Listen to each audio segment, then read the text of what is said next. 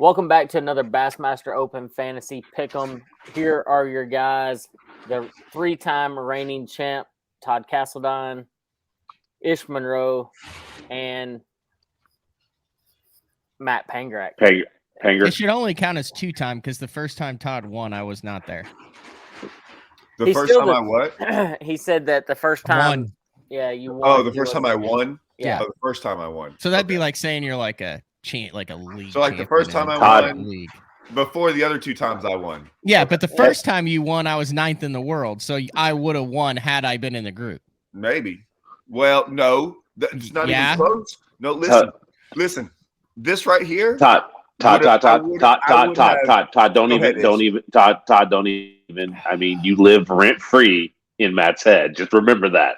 He had to fire because you live rent free in his head and it bothers him. Well, that's obviously the only thing he can hang his hat on. Look, it's 3x rating champ. He can't just be Todd. So he's it's the only. He's 3 times. Hey, when you're a winner, you're a winner. Yeah. You're either first or you're last. You know this. Well, no, you can be in the middle. Right. That's true. Oh, that's true. Matt can be in the middle. Pager can be in the middle. You can be in the middle. He can be in the middle. For those listening, that is a fishing reference. Yeah. Yeah. So we are here at Knoxville. Actually, the only person that's at Knoxville right now is Ish, and they are going to be fishing the Tennessee River for the Bassmasters Classic. Ish is there for a certain reason. Why are you there, Ish? I am here early because we're doing Keep Tennessee River Beautiful. We're doing a cleanup on the river today, which me, Bobby Lane, and Bill Lowen will all be out there. And anybody that wanted to come and show out and help clean up the river, you know, it's kind of unbelievable how many people who probably don't fish this place just throw trash in the river. And so we're going to be out there cleaning it up, and hopefully people can see how much trash we pick up, and maybe the next time they are outdoors, they will not throw trash on the ground. That's awesome. That's a really good cause. And, you know, I haven't looked at the weather there. I have watched a bunch of guys' Instagrams and all that stuff this week practicing, and it looks like the highs most days have been like in the 30s. So what is the temp going to be there today when you're in your trash pickup? I have no idea. I just know it looks a little chilly out there, so I will have my full Sims gear on. I know Panger can tell us the weather because he does his research and history and everything before he actually picks his fantasy team, you know. So, Matt, what's the weather going to be like? There has been a freeze warning the last 3 nights, historically low, down into the 20s. I believe it was 26 when they started their final day of practice yesterday. Now with 2 days off and then only one official day, a lot's going to change because you're going to have dropping barometric pressure on Wednesday with rain. But then Thursday, Friday, Saturday, and Sunday are all in the 70s, mid to upper 70s with lows in the 60s. So the 3 days of practice might not mean much. I mean, I really like that breakdown. I wish you would do that for every week of my fishing. That way I don't ever have to look at the weather. Yeah, exactly. I think I'm just going to call him from here on out right before, you know, each open event and figure out what the weather's doing my job. I'm literally just doing my job. Just doing my job. We appreciate that. We appreciate that. Well, let's dive right on into this. We all are busy. It's early in the morning for us, and let's go ahead and knock out Group A here. And let me just tell you guys, this does count towards Bassmaster Fantasy Fishing, so make sure you get your picks in. It is really, really important. It's a shortened field. Can we talk to someone at this deal and let us know what lake they're going to be on? Because, like, until you said Tennessee River, I didn't know. They got to start putting the lakes up here. Like, let me know what lake we're going to be on. I'm just saying. Hey, Todd, it is the Bassmaster Classic. Only the biggest event of the year. No big thing. I know. I'm just saying. It's the Tennessee River. It's the Tom Bigby. No. Oh, I don't know which one it is. Fort Loudon Tellico. Yeah, that's what it is. See, he didn't know either. All right, Group A. Let's let Matthew go ahead and roll out Group A, because I've looked through this. I looked through it last night about midnight just because I was curious on how everybody was grouped up. And Group A is absolutely loaded. and there's a lot of options in there. And I'm really curious to see what you got, Matt. Who you got? I kind of went chalk. I went with Brandon Lester. He finished 6th there last year. He figured out how to win at the national level. He's got an Elite Series win, an Open win last year. We saw the hometown favorite in Ott win in 2019, and I think that mantle is or that distinguishing key factor kind of goes to Lester this year as the kind of hometown guy that a lot of guys are rooting for. So I think Lester in Group A is a pretty safe pick. Yeah, I actually I'll go next. Obviously there's a lot of buzz around like a Jeff Gustafson, what he did last time, and I just don't think you can repeat what he did because so many guys. Then he kind of exposed a lot of stuff, and a lot of guys figured out how to go do that deal. I'm torn between a Brandon Polnick and a Brandon Lester. Polnick's just on an unbelievable roll. And the Classic is one of the only things he hasn't added to his mantle. And I think it's hard not to pick him. But I also did go Brandon Lester. He's just fishing really good right now. And I think he wants some revenge on the Tennessee River. What do you got, Ish? Oh, of course, I'm picking the champ himself, Mr. Jason Christie, just because he is the best cold water spinnerbait fisherman, and in pre-spawn times the spinnerbait catches big ones. Agreed. He's not going to go out there and get 12 15 bites in a day. He's going to get 6 bites, but those 6 bites are going to be the right bites, and so I have to go with the champ himself. Like it. Jason Christie. What you got, Todd? Brandon Lester, the easy one. Yeah. Let's go Group B. Group B, I'll lead us off here. Just based off of, and it just makes me feel so much better with knowing the weather report and the barometric pressure and all that stuff. This was an easy one after that. I went John Cox because he had success there before. He is very, one directional when it gets in cold water. He goes shallow, dirty water, and he's really good at it. And I think he could just surprise everybody and win it. So I went John Cox. What you got, Ish? Well, if you kind of paid attention to what's going on down the street at Douglas, it's obviously a wide open jerkbait bite going on. Mm-hmm. And I have to pick basically the best jerkbait fisherman in the field, and that's Patrick Walters. Patrick, with his forward-facing sonar and a jerkbait is going to, I think, waylay him and have a really good opportunity at winning this event. And plus, he's a Daiwa guy, so he's fishing the right gear. He actually has a jerkbait rod after his name on it. So anybody that's got a rod with their name on it, I'm pretty much going to have to stick with that because I do know a guy who has a frog rod, and he's a pretty awesome frog fisherman. Rojas? Who? Urbanus? Who? Urbanus. Oh, no. And those guys have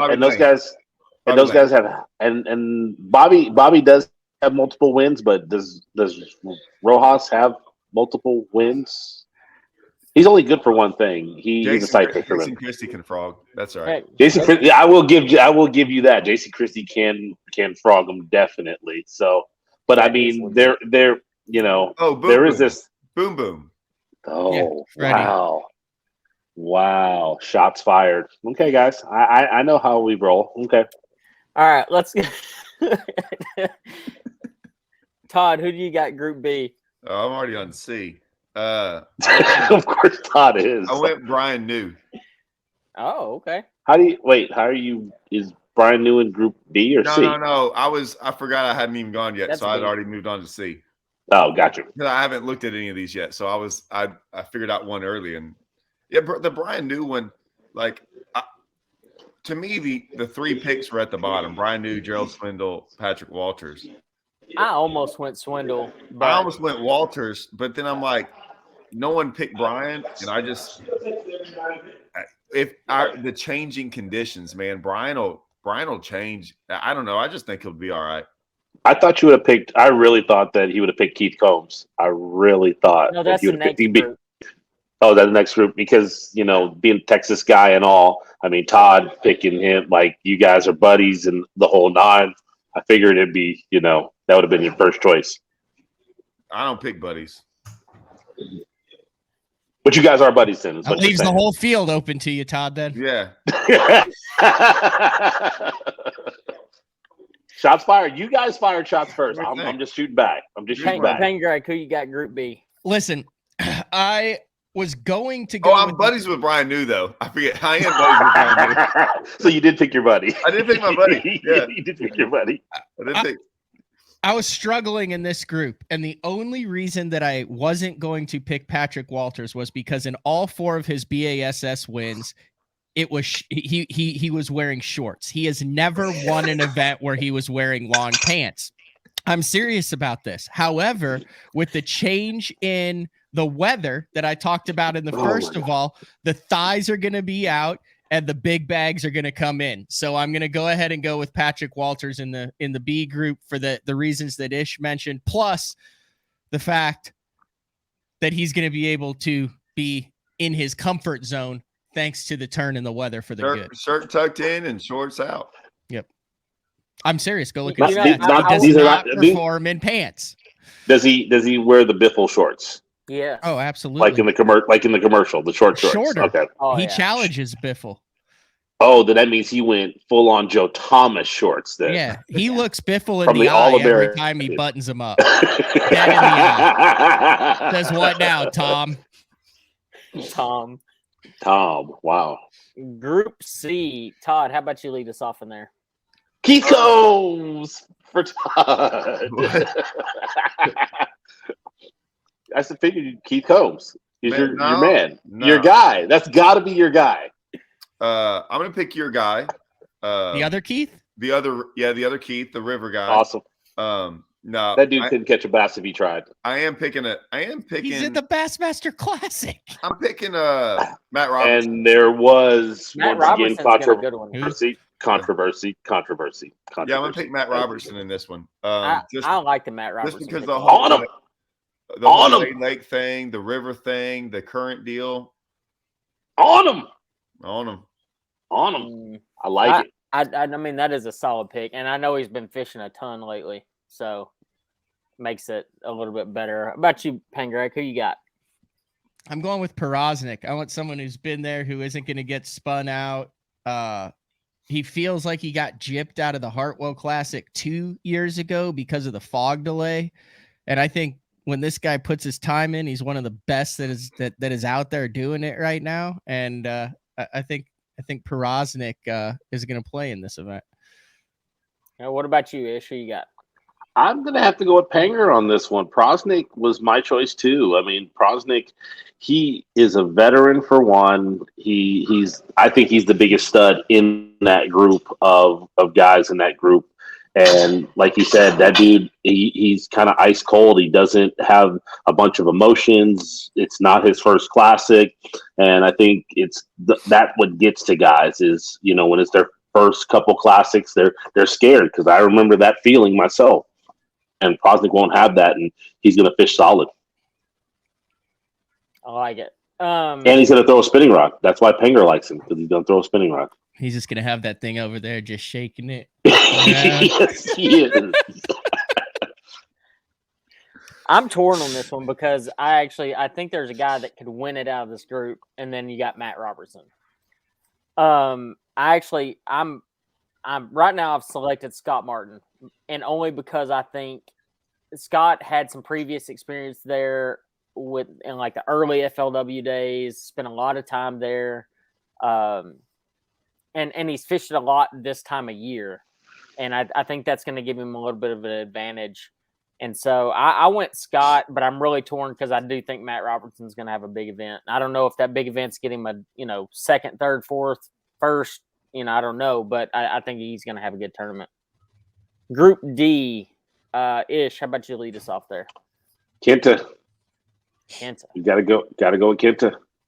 I don't hate that one at all, actually. You always got to pick an international in there, and that dude is fire with the finesse bite. I mean, it's one of those things. He fishes great, And yeah, this might be one of his first classics, but I really think that dude has the mental game to win a big event. And so I'm going to go with Kenta on this one and keep it rolling.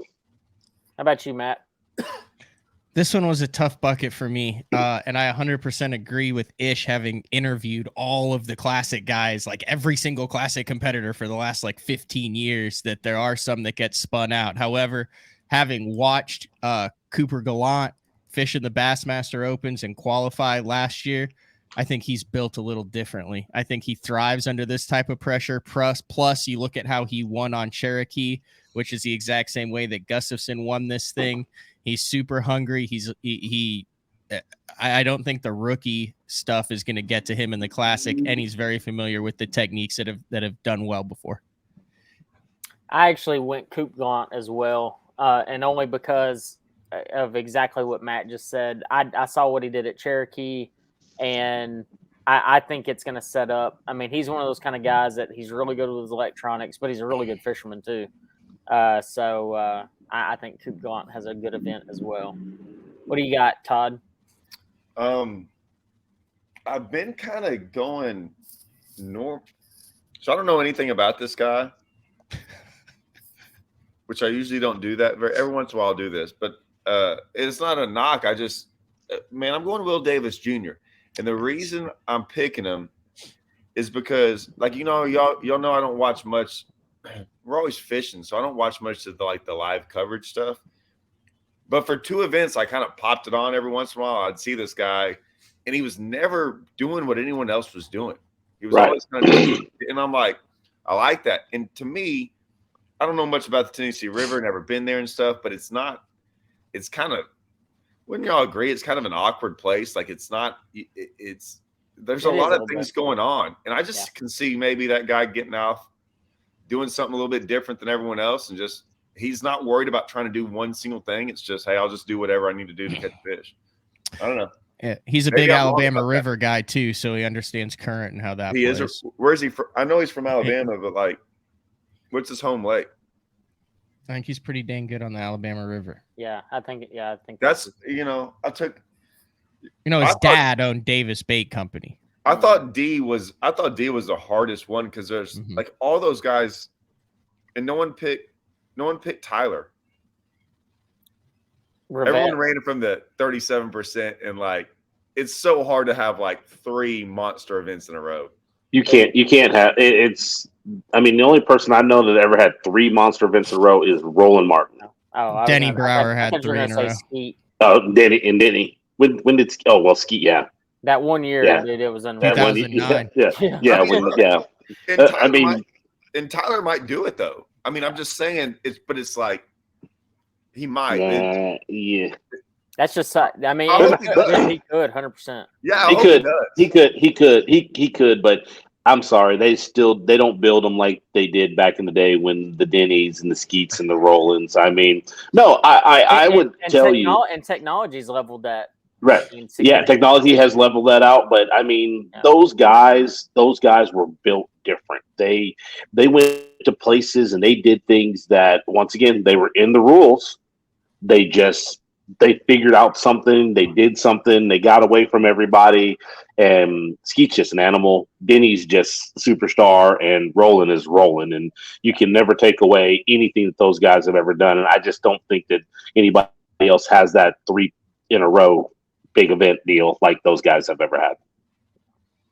I'm going to be pulling for him now. I mean, you got to pull for him a little bit. Yeah. A little bit. All right, let's go. You got to pull for him. I think he pulls for him because he's scared of him because dude's got muscles. You got muscles. You got to rip his shirt off. Anyways, Group E. Who you got, Matt? So BTL fan hit me up, and I saw there was a local tournament there. Teleco Loudon, 24 pounds of smallmouth won the event recently. However, that is with the umbrella rig. But there's one guy in this field who is really good at targeting roaming smallmouth. He's won major events on Table Rock. He's also fished in a classic before. To me, Cody Huff stuck out like a sore thumb in Group E. I echo that 100%. I went Cody Huff as well. He's great with his forward-facing sonar, and he's good with cold water. I mean, deals with it Table Rock all the time. So I think he's going to have a big event. I saw what he did at Toledo Bend when nobody knew how to catch him here when it was cold, and just absolutely demolished everyone. So made a lake that looked like it was in bad shape and still go catch over 20 pounds a day. What you got, Ish? I almost went Cody. But I had to pick Little Shane LaHue. Little Shane. He's Little Shane. He's Little Shane to me. He's like a little brother, you know. He's a little guy, just kind of like you, Andrew. He's a little guy, you know. Keep him around, you know. Put him in your pocket, walk around, put him in your shirt, hang out with you. But that North you had Shane LaHue in your pants? No, I did not say that. Shirt Shirt pocket. God, man. Panger just always going the wrong direction. We see this on his brain every time. But I mean, he's just one of those I call the sleeper, you know, in that group. You know, I know a lot of people are gonna pick Cody for those reasons. When I saw that whole Table Rock thing, yeah, I was just like, wintertime, kind of cold. He's gonna be on it, but I'm going with Little Shane. What you got, Todd? Well, they almost talked me out of this pick, and then I almost talked out of it by Ish just because I was like, man, I'm gonna pick someone different. But I had Shane as well. That's who stuck out. I mean, to me, it was like Cody, Shane, and then Tristan kind of stuck out too. Mm-hmm. But I don't know. Shane was the one that. Yeah, I don't know. I did search it up. Tristan, it said Burns, Tennessee, and I was like, man, I don't even know where that is. Like, maybe that's close, but that's over by Kentucky Lake on the whole other end of the state. But still, Tennessee's Tennessee. I agree with Tristan, though. I mean, if it's a little bit of forward like it scares me on those places about the forward facing deal. I mean, like, I don't know if it's any good, but like certain place, I don't even know where Tennessee River, how it sets up. So. I tell you this, there's one person in Group E. I know we've all made our picks, but there's one person in Group E that I hope wins. I hope he goes out there and blows it out, and that's Manetti from New Jersey. He's the college champion. Dude, straight up, doesn't use graphs, just goes fishing. I mean, old school. I like that. Dude, I like that. And I think he is I mean, he won the national championship in like a 1993 boat with I don't even think he had a working graph, and all he was doing was rolling out and kicking everybody's teeth in. And I think that's freaking awesome. And I hope he does it here. I hope he goes out there and just smashes everybody. So you're saying you're against forward facing sonar? No. I'd love to see it won by somebody that's just put his a legitimate fisherman, just straight up, just go out there and just crush on him. I really want to see that. Todd, you know, I call it how I see it. You know, I call it how I see it. I'm sorry, Todd. You're a legitimate fisherman. Hanger, right. Not so much. Andrew's torn halfway in between, and I'm back to be. You know. Well, let's do one of my favorite parts of the day. Let's do the tiebreaker weight. What do you got, Todd?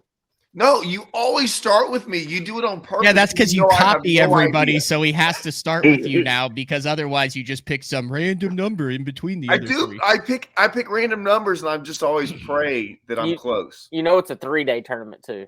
Oh, dang it. You should not have set that up, John. You had Todd with 87 pounds in the Classic. No. Okay, so hold on. I just gotta. Yeah, I'll wait for Todd. Don't worry. He's doing okay. That. Gosh dang it. 48-13. Damn. Wow. Are you serious? I don't know. Yeah. I went 48-14. Oh. I went 49-10. Look at me. And I'm like, he's like right on it. Hey, everybody's going to be right there close. But what we got, Panger? Come on. I had 47-11. Because here's the thing you have to remember. If smallmouth are going to play, and this is going to be the first predominantly smallmouth one tournament, it's an 18-inch limit on smallmouth. They have smallmouth in that thing? Okay, you guys froze up. I didn't hear Panger's guess. Oh, I said it's 47-11 because a smallmouth out here has to be 18 inches, I believe, to keep. Yeah, So that's a 4 pounder. That's a 4-pounder. Yeah.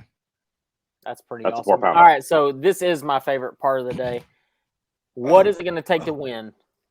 Like who? Or who's going to win? Who's going to win? Who do y'all think in this tournament? Who wins the Bassmaster Classic? Who you got, Todd? Or Ish. I went Todd first on the weights. I'm gonna go Christy. I'm back to back. We've been having over the last few years. You think about it, the last 10 years we've had 2 back-to-backs. Yeah. And so I could see it happening again, especially Christy with this field. I mean, he's good. He's in my top 5 of all-time greats, and he's going to continue to win. So I'm giving it to the best man in the field. I like it. Who you got, Pangrac? He was on the verge of winning, but he couldn't put all 3 days together last time they were here in 2019, and he is either going to 0 or win the thing. And I think if he wins it, he's going to cut a section of the trophy off, cut a little block of it, and send it to every BPT angler in the mail with just a kissy face on a piece of paper. That's Chris Castledine. Okie dokie. I mean, is that not good? I mean, dude, he had like 21. No, not really. All right. I mean, watch it. He's gonna sling the meat all derby. Matt, I'll give you some credit since I had no idea how anyone did in 2019. I will say that when you were saying all that, I was like, something tells me that's gonna be Chris Castledine. I did kind of feel that that's where you were probably going. But how do you not pick the guy on your fantasy team? Easy. Because pick the guy to win, but you don't pick him on your fantasy. No, because Zaldain's real risky. Because he's going to throw the Zaldangerous swim bait for 8.5 hours, and if he catches one, he comes in with one. But that's the same thing as saying Polnick. Polnick will go out there and throw that mothers the whole time. No. Jochumson the same way. If you're talking about swim bait guys, I will take freaking Jochumson and Polnick being my number 1 swim bait guy out of all of them. If you're going to go throughout the, I'm picking Polnick, but it's the Carl Jacobson, dude. He will kill you in fantasy at times, and then like top 10 you. Right. Steve Kennedy's the same way. Like you have to pick those guys in like you got to be very. I mean, see, the deal is with Kennedy. If Kennedy didn't practice, then you make sure you pick him on your fantasy team. When he doesn't go out there and throw that swim bait and let them see that bait, he catches them every single time. They'll tell you, I didn't even go out there and practice at all. They decided they would just go chew the paint off of it. So Kennedy, if he didn't practice, then you pick that guy. But yeah, I see what you're saying. But I like Polnick. I got Polnick. That's solid. I went Brand Lester. I do think Brand Lester finishes the deal. He was really close last time, and I don't think he's going to let it slip away this time. And he's just fishing really good. I would fully expect him to go out there and not make a mistake. I actually got to see what he did at Eufaula, and he was mixing it up. Oh, that's so good. That's classic. Isn't it? I love that. I like it. That'll be Hey Todd, you should just put that up there for every show from here on out. That should be your profile pic. So bad. I wish I could do it. I wish I could do it for Matt's though. I wish there was some way to do that for Matt's instead. Matt has too much great internet service for him to ever freeze up. No doubt. Yeah. Well, guys, I hope y'all enjoyed today's episode of Fantasy Fishing Bassmaster Open Pros Pick'em at the Bassmaster Classic. I'm going to be at the Classic. I know Pangrac's going to be there, and Ish will be there. Thank you for that, Todd. There's so much hope in the eyes. It is. There's yeah. I'm going to win this thing. Yeah. Who is leading our group right now, Andrew? Not me. I'm in bad shape. I'm in 6,000th place. All right. I was just wondering. Oh, God. All right, guys. Here have he goes. a good one. I appreciate y'all joining me early, and I will see y'all on the next one. All right. See you guys. See ya. See ya.